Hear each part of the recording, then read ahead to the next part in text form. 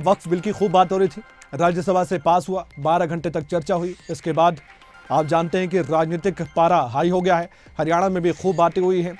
लोकसभा राज्यसभा दोनों से ये बिल पास हुआ है और अच्छे खासे मार्जिन से भी हुआ है। सरकार अपने मंसूबों में कामयाब रही, विपक्ष अपने मंसूबों में नाकामयाब रहा।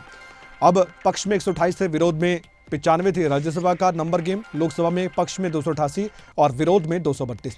वक्फ संशोधन बिल को लेकर कांग्रेस बीजेपी में वार पलटवार चल रहा है। वक्फ संशोधन बिल पर भूपेंद्र हुड्डा का बयान सामने आया, सरकार ने जल्दबाजी में बिल पास कर दिया है, सभी धर्मों के साथ बात करनी चाहिए थी, कुछ लोगों को ऐतराज बिना बात के बिल नहीं लाना था, ये भूपेंद्र हुड्डा कह रहे हैं। लेकिन साथ ही मुख्यमंत्री नायब सिंह सैनी कह रहे हैं कि कांग्रेस ने सीएए को लेकर भी भड़काया था, किसानों को भड़काया था और ये सिर्फ सिस्टम खराब करते हैं।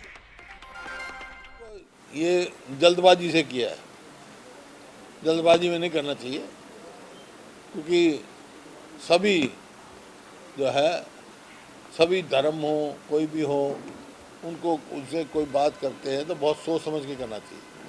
अब कुछ इनके कुछ उस पर लोगों को एतराज़ है, बगैर विचार किए जल्दबाजी में नहीं लाना चाहिए।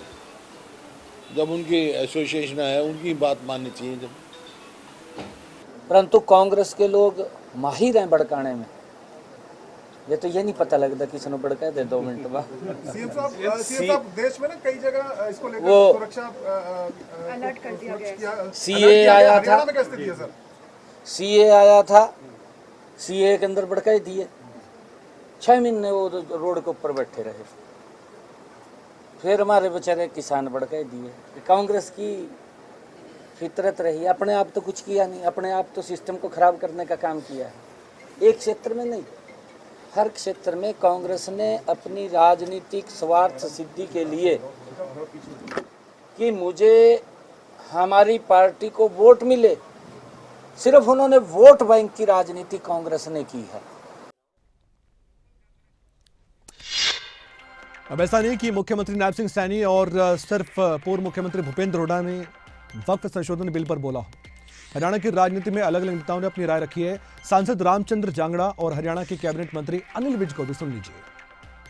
देखिए, संविधान की धारा 14 के तहत सबको समानता का अधिकार दिया हुआ है, लेकिन कांग्रेस के राज में अपीजमेंट की नीति के कारण ये कुछ काम ऐसे किए हुए हैं कि ये दूसरों से ऊपर इनको रखा हुआ है।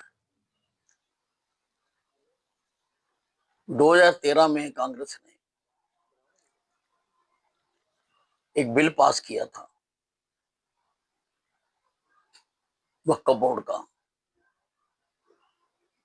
जिसमें यह प्रावधान कर दिया था कि अगर वक्फ बोर्ड किसी भी जमीन को अपनी संपत्ति डिक्लेयर कर देता है तो वो उसकी संपत्ति हो गई।